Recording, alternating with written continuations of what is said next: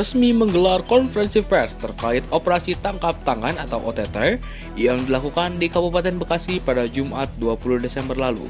Juru bicara KPK mengkonfirmasi penangkapan Bupati Bekasi Ade Kuswara Kunang beserta sejumlah pihak lain termasuk ayah kandung sang bupati. Operasi ini diduga kuat terkait kasus suap pengerjaan proyek di lingkungan pemerintah Kabupaten Bekasi dengan barang bukti uang tunai senilai ratusan juta rupiah. 3 pekan pasca bencana banjir bandang dan longsor di Sumatera, jumlah korban jiwa terus bertambah hingga menembus 1.000 orang. Ratusan warga masih dilaporkan hilang, ribuan lainnya mengungsi, dan sejumlah wilayah masih terisolasi akibat rusaknya infrastruktur. Apakah ini dampak dari keegoisan pemerintah yang tidak mau akal busuk mereka terungkap karena gengsi tidak mau menerima bantuan asing? Astagfirullah. Libur telah tiba, libur telah tiba. Hore, hore, hore. Kita akan melihat sejumlah titik-titik lokasi yang biasanya ramai di masa libur Natal dan Tahun Baru. Di Sumatera Utara, banyak tempat menyenangkan untuk menghabiskan waktu libur Natal dan Tahun Baru bersama keluarga.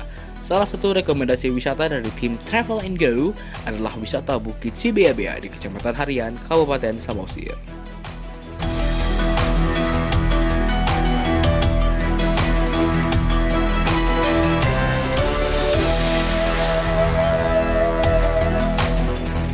Selamat malam pemirsa, pemerintah negara Indonesia terkesan lambat dalam memberikan bantuan untuk korban bencana Sumatera, mulai dari bantuan logistik, penerangan, dan sebagainya. Sudah 3 minggu sejak peristiwa banjir bandang terjadi, banyak warga yang masih belum mendapatkan tempat pengungsian yang layak, fasilitas kesehatan yang belum memadai, bahkan kebutuhan pangan pun mulai menipis atau bahkan tidak ada sama sekali. Bahkan warga Aceh sampai mengibarkan bendera putih. Artinya apa? Artinya bencana ini lambat ditangani oleh pemerintah. Namun Seskap Teddy Indrawijaya seolah-olah membantah itu semua. Sekretaris Kabinet Teddy menanggapi hal ini dengan cukup serius. Ia membantah bahwa pemerintah Indonesia lambat menangani bencana. Ia mengatakan bahwa bantuan sudah dikirim sejak hari pertama peristiwa banjir dan tanah longsor di Pulau Sumatera terjadi. Mungkin ya memang benar apa yang dikatakan oleh anak kesayangan presiden tersebut. Namun perlu diingat, kita di sini tidak ingin menggiring opini bahwa pemerintah lambat dalam menangani bencana. Yang terjadi kan memang demikian. Bantuan negara asing pun bahkan ditolak dengan dalih bahwa negara masih memiliki stok yang cukup untuk mengirimkan bantuan di 3 provinsi. Tapi kenyataan yang terjadi justru cukup terbalik. Beberapa daerah sampai sekarang masih terisolir, beberapa daerah belum diberi bantuan sama sekali.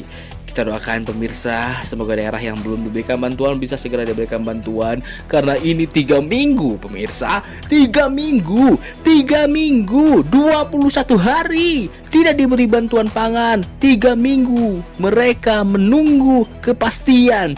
Seberapa sabar mereka menunggu bantuan yang terlalu lama. Saya Adrian Sanjaya, Anda menyaksikan Informa selengkapnya.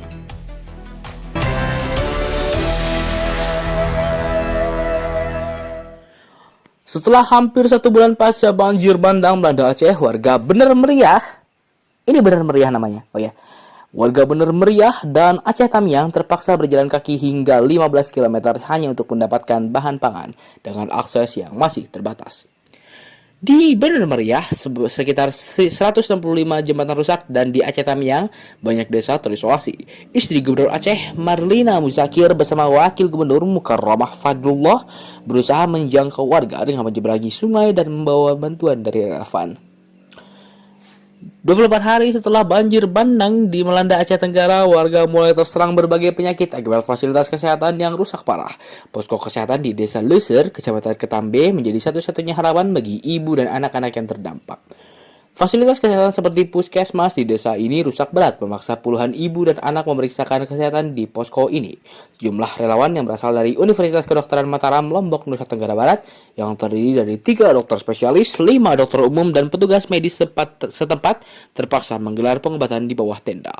Koordinator relawan Dr. Wahyu Sulis Farah mengatakan bahwa Kecamatan Ketambe merupakan daerah terdampak yang terparah akibat banjir bandang di Aceh Tenggara dan saat ini kondisi yang sangat memprihatinkan